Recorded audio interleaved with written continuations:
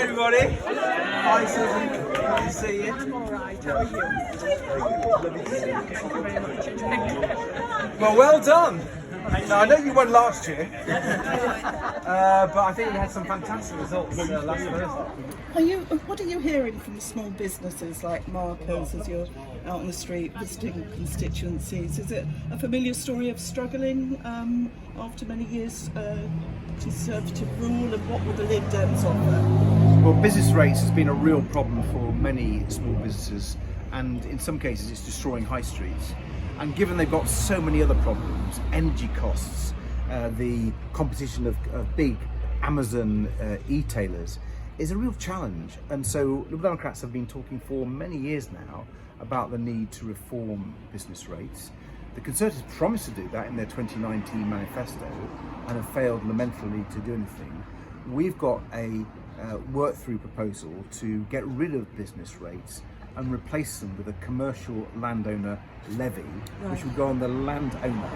And for a whole set of reasons, we think that would really help small businesses, particularly these sort of hospitality businesses. And with the polls, the Lib Dems are kind of on top at the moment in the local constituency. How optimistic are you of winning this seat in the election? Well, this isn't the first time I've been to Stratford-upon-Avon to support Manuela and the local team, because we really sense the momentum behind the Liberal Democrats here.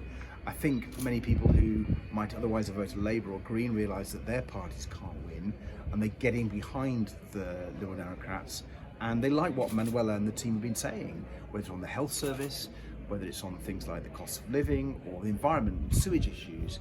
So our campaign themes are getting a positive reaction, and it looks like we're also persuading people that we are the ones to get behind, to get rid of the Conservatives and to ask Nadeem Zahawi to go into retirement. I won't ask you directly what you think of Nadeem Zahawi, but maybe, Manuela, what are your strengths compared to Mr. Zahawi? Well, I mean, what I can be for the constituents of our great Stratford-upon-Avon constituency is that I will be the community voice in Westminster. I will stand up for residents, for local businesses, and I will never ever take them for granted. That's one thing that I think that you see from Liberal Democrat councillors and MPs, and I'm sure you'll see it from Manuela, is you have people who want to represent their local community. You don't want to just go away to Westminster and almost forget it ever exists, but actually be part of it and take the and listen to people and take that voice to Westminster. Yes, and I said that already. A Liberal Democrat MP for Stratford-upon-Avon will represent residents and local businesses with passion and fairness. Okay, great. And as we are in Stratford, the Stratford Literary Festival has just finished, and we have a famous playwright's son. I wonder, with the election looming, what work of literature or author would inspire you going forward? Am I allowed to? Classically, I loved George Eliot when I was younger and reading lots of English literature. So I'll stick with George Eliot. So, social realism and a bit of political oomph there. Yeah, exactly. Yeah.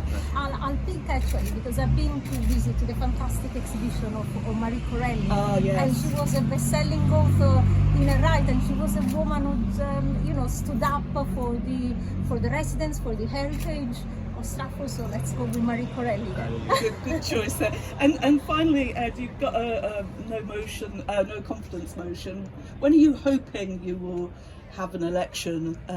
What would you predict? We wanted an election on May the 2nd to coincide with the local elections, because we've been picking up from people across the country that they are fed up with the Conservatives, they are desperate for election, and picking up from business that the uncertainty is undermining investment.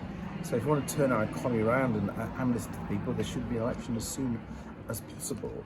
I have a real fear that Sunak is just clinging on, desperately hoping something's going to turn up.